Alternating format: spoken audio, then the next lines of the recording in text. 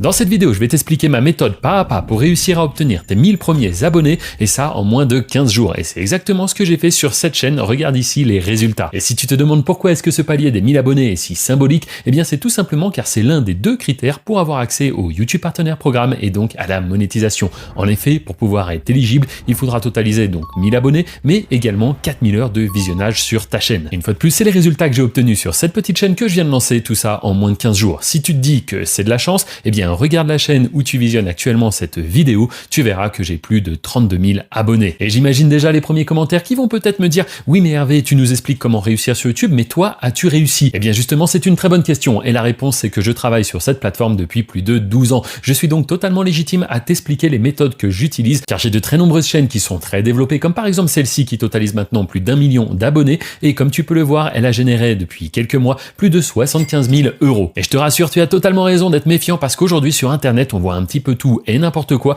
donc n'hésite pas à être curieux et à t'intéresser un petit peu comme ça aux personnes qui te présentent leur soi-disant méthode. Et je te propose qu'on se retrouve dès maintenant sur mon ordinateur où on va regarder ensemble les résultats de cette petite chaîne, on va les analyser, on va essayer de comprendre pourquoi est-ce qu'elle a performé et comment est-ce que à ton tour tu vas pouvoir copier-coller exactement la même méthode que je vais t'expliquer ici. Alors regarde bien, au tout début on voit que la première vidéo, elle a été publiée le 20 février, une journée à 0 abonnés et ça c'est totalement normal. Au début, il faut laisser un petit peu de temps à l'algorithme pour tester ton contenu, pour comprendre tout simplement de quoi est-ce que traite ta vidéo. Le lendemain, ce sera une journée également à 0 abonnés, mais on ne se décourage pas, une fois de plus, c'est normal. Par contre, la journée qui a suivi a été notre journée avec notre premier abonné, yes, youpi, et on espère le premier d'une longue série, et en effet, c'est ce qui s'est passé, parce que encore après, on a fait 5 abonnés.